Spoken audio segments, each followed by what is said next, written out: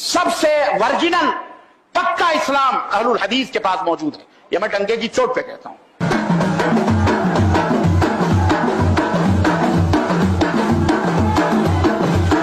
نام صرف ہمارا اہل حدیث ہے، کام اہل خبیثوں کے ہیں. کہا کہ ہاں بھائی ائمہ اربعہ کی اقتداء جو ہے یہ واجب ہے، اسی بنیاد پر کہ یہ بے راہروی نہ پیدا ہو جو آج ہمارے پائی جا رہی ہے. چار ہی پہ کیوں ہے بھائی؟ کوئی اور لے آئیے نا. کوئی مدون ہے مذہب، کوئی مذہب مدون ہے تو ٹھیک ہے آپ لے آئیے. اسحاق ابن راہویہ کا مذہب مدون ہے، اگر مدون ہے تو ٹھیک ہے. ذہن میں رکھ لو.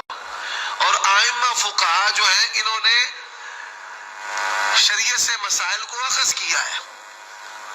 شریعت ساز نہیں ہے، شریعت بنانے والے نہیں ہیں.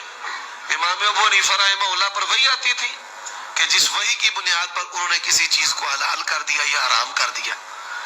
جو قیاس ہے آپ کی اصول کی کتابوں میں، اصول شاشی نور الانوار میں لکھا ہے کہ جو قیاس ہے وہ مثبت نہیں ہے، وہ مظہر ہے. وہ حکم شرع کو ظاہر کرتا ہے، حکم شرع کو ثابت نہیں کرتا. تو جب قیاس کی تعریف یہ ہے کہ وہ حکم شرع کو ظاہر کرتا ہے تو پھر امام ابو حنیفہ رحمہ اللہ جو ہے وہ حلال حرام کیسے بنانے والے ہیں؟ وہ اللہ اور اس کے رسول کے حلال حرام کو بیان کرنے والے ہیں. ہمارا تو بچہ بچہ مفتی ہے، ابھی پڑھے گا بعد میں فتویٰ پیدائشی طور پر دینا شروع کر دیں گے. ہم تو مفتیوں کے بارے میں خود کفیل ہیں.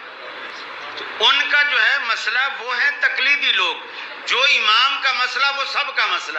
ہم تو ہیں بے پیرے لوگ، ہمارا تو امام ہی کوئی نہیں ہے، ہم تو بے مرشد لوگ ہیں. تو بچہ بچہ مفتی ہے. جو مقلد ہے وہ تو اپنے فکر سے وفادار ہے، بڑا پکا وفادار. ٹھیک، اس کا فکر کیا ہے؟ کہتے جی میں مثلا فقہ حنفی سے میں وابستہ ہوں، جو وہ کہے گی میں تو وہی کروں گا. وہ کرتا ہے یا نہیں کرتا؟ صحیح. او بھائی اس میں یہ غلط یار. وہ کہتا ہے یار یہ میرا مسئلہ نہیں ہے، یہ میری پرابلم نہیں ہے، میری ٹینشن نہیں ہے، یہ غلط ہے، یہ صحیح ہے.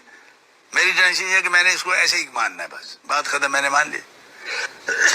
وہ وفادار ہو گیا.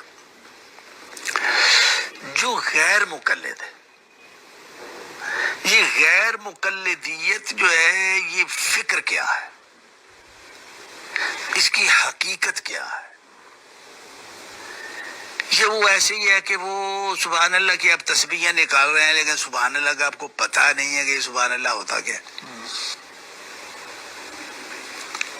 تو میں یہ سمجھتا ہوں کہ جو غیر مقلدیت کے فکر سے جو وابستہ لوگ ہیں ان کا فکر تو ٹھیک ہے لیکن یہ اپنے فکر کے وفادار نہیں ہیں.